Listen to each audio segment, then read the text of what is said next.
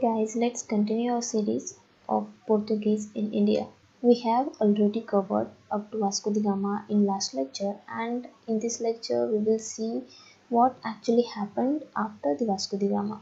So let's get started. So the first governor after Vasco da Gama was Francisco de Almeida. So he was appointed in 1505 and governor in India by King of Portugal, and he was equipped with sufficient force to protect Portuguese interests, and he was also asked to consolidate the position of Portuguese in India, and he did it well, and to destroy the Muslim. And his main vision was to make the Portuguese the master of the Indian Oceans, and his policy known as the Blue Water Policy. This is the important one. You have to remember that Francisco de Almeida's policy is known as the Blue Water Policy, that is monopoly over the water that is on the trade route. Next governor after the Almeida was Alfonso de Albuquerque. So we can say that he was the real founder of Portuguese in East. He established bases overlooking all the entrances to the seas. So Portuguese strongholds in East Africa of the Red Sea, Hormuz, Malabar and Malacca, and they also introduced permit system for other ships. And Alfonso de Albuquerque acquired Goa from Sultan of Bijapur in 1510, and he abolished sati in his area. And as we know, as we all know that English abolished the sati system, but before that, Alfonso de Albuquerque abolished it in his area. And after him, the next governor was Nino da Cunha.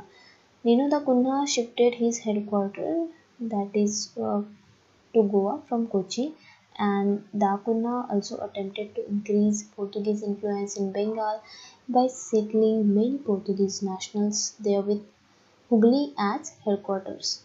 So let's move ahead. So over the years, Portuguese trade expanded to almost all coast of India. Right.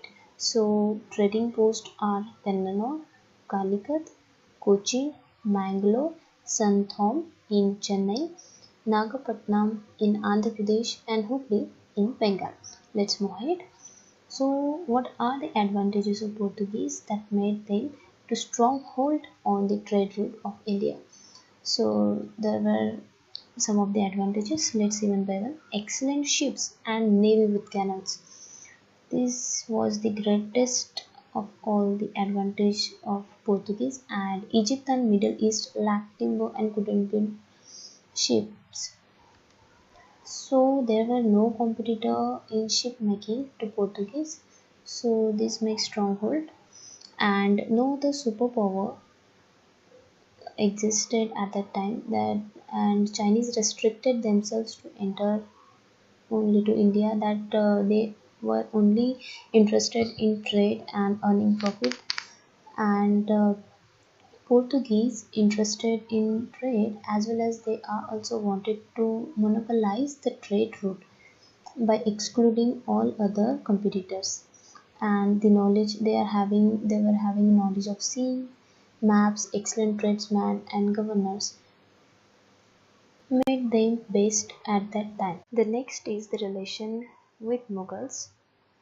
Portuguese had initial challenges, but yeah, later Mughals were impressed by the huge navy of Portuguese, and Portuguese also wanted to convert Mughals rulers to Christianity, and for this purpose they sent fathers to Akbar court, and we know that the two fathers were Rodolfo Acquaviva and Antonio Monserrat.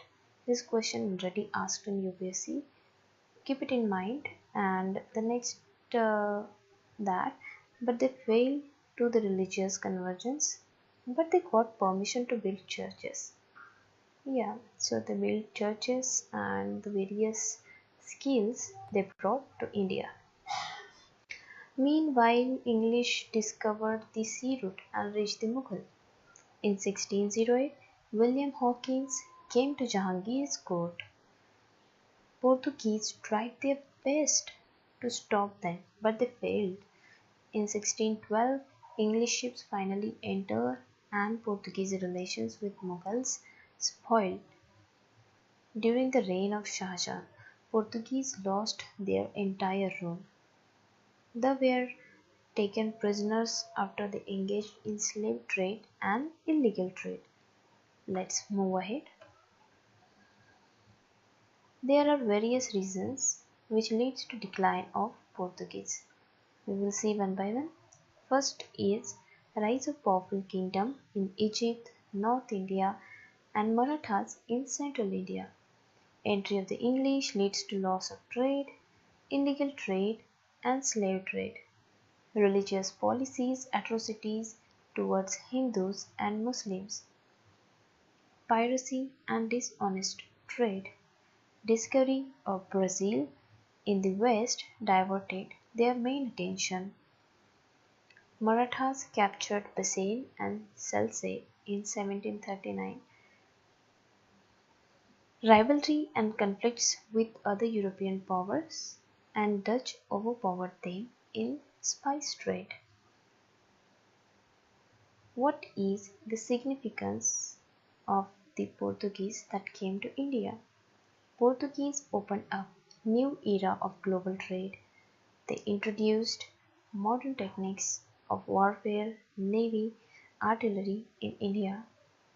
They built a lot of churches, ceiling painting skills and sculptures, various sculptures and beautiful art.